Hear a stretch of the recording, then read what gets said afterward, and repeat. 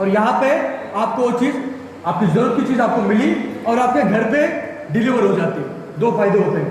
अभी यहाँ पे देखिए तीसरा तरीका जो हमने डिस्कस किया था वो है प्रत्यक्ष बिक्री, यानी जिसको बोलते हैं डायरेक्ट सेलिंग। क्या बोलते हैं?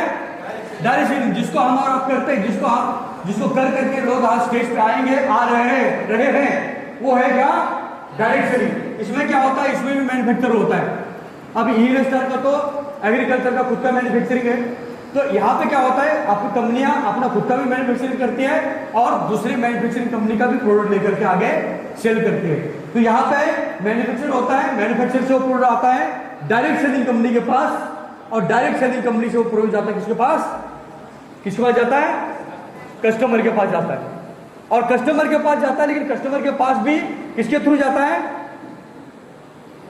प्रत्यक्ष विक्रेता, यानी डायरेक्ट सेलर के थ्रू प्रोडक्ट कस्टमर के पास जाता है।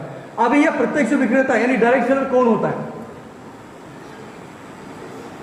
जैसे ही ये ग्राहक यानी आप इस कंपनी का कोई भी जरूरत का प्रोडक्ट आप अपने लिए परचेस करते हैं, तो आप क्या बन जाते हैं? क्या बन जाते हैं? डायरेक्ट सेलर बन जाते हैं। और इसके बाद इस कंपनी का कोई भी प्रोडक्ट आप आगे लोगों को, कस्टमर को प्रमोट करते हैं। प्रमोट कैसे? जैसे अमिताभ बच्चन ने आके बोला ना, आज मला खाओ खुद जान जाओ, बोला है सर? नो भैया, मुझे बताओ, अमिताभ बच्चन जी को पैसों की कमी है क्या? कमी है। उसके बावजूद तो 5 पैसे की, 50 पैसे का, 1 रुपए 5 रुपए का हाथ में रखा होगा वो एक टाइप का, वो सेल करे, बेच रहे सर नो,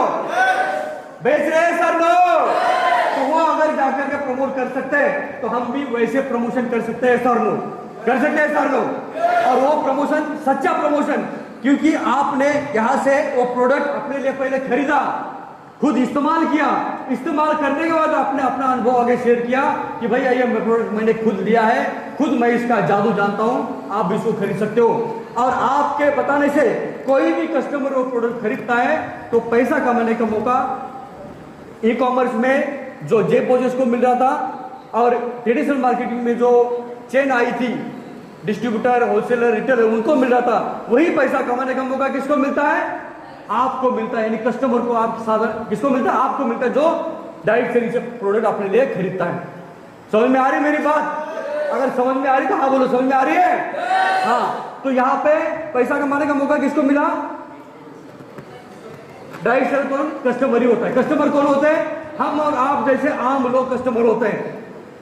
हम और आप जैसे आम लोग यहाँ पे पैसा कमाने का मौका मिलता है। अभी यहाँ पे देखो 1 रुपए का प्रोडक्ट 2 रुपए मिला, 8 रुपए में बेचा, बचा कितना रुपया?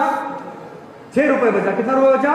6 रुपया। इस 6 रुपए में से ये कंपनी 1 रुपया अपना एडमिनिस्ट्रेशन और प्रॉफिट निकालती है, बचा कितना रुपया? 5 रुपया। इस 5 रुपए को कंपनी इन प्रत्यक्ष विक्रेताओं में, डायरेक्ट सेलर्स के बीच में डिस्ट्रीब्यूट करके पैसा यहीं से कमाने का मौका मिलता है। ओम प्रकाश जी ने यहीं से पैसा कमाया है। इस हॉल के अंदर बहुत सारे लोग ऐसे बैठे हैं जो इसी तरीके से पैसा कमा रहे हैं। और इस शानदार प्लेटफॉर्म को तैयार करने वाला, इस शानदार प्लेटफॉर्म को निर्माण करने, मतलब इसको प्लेटफॉर्म देने वाला उपक्रांतिकारी कंपनी है जिसका नाम है क्या है?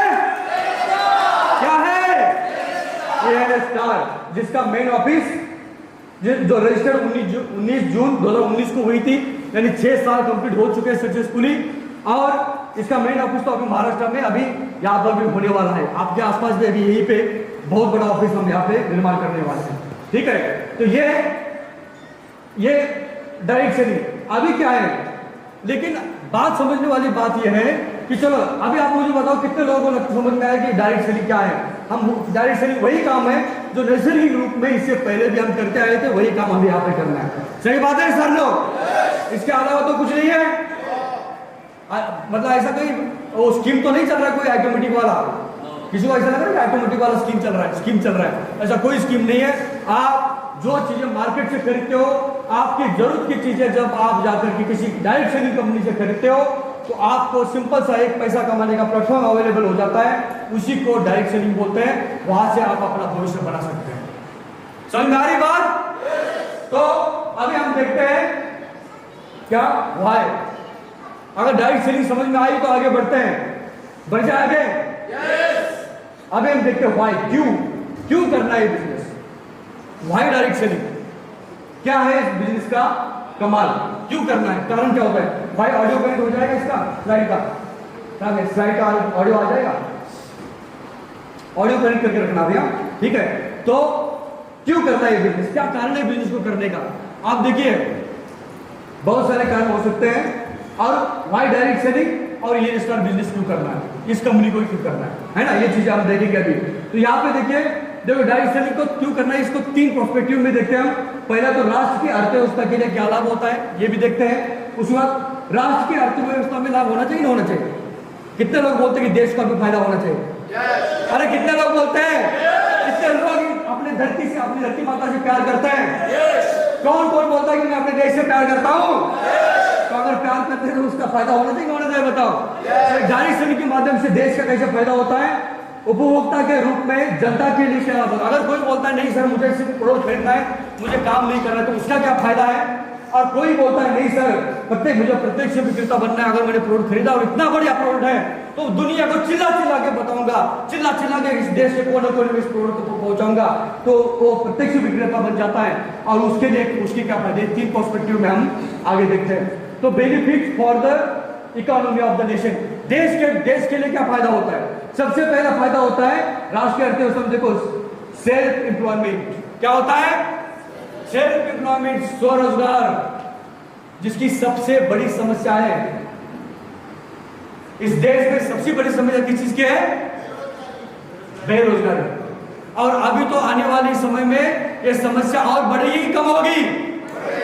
और बड़ी होने वाली है समस्या। क्यों? क्योंकि आने वाला समय एआई का जमाना आ रहा है। अभी अभी इंफोसिस ने 12,000 कर्मचारियों को जो स्टेबल थे, जिनकी सैलरी 2-2, 3-3 लाख रुपए सैलरी थी महीने की, वो ऐसे कर्मचारियों को 12,000 कर्मचारियों को इंफोसिस ने निकाला।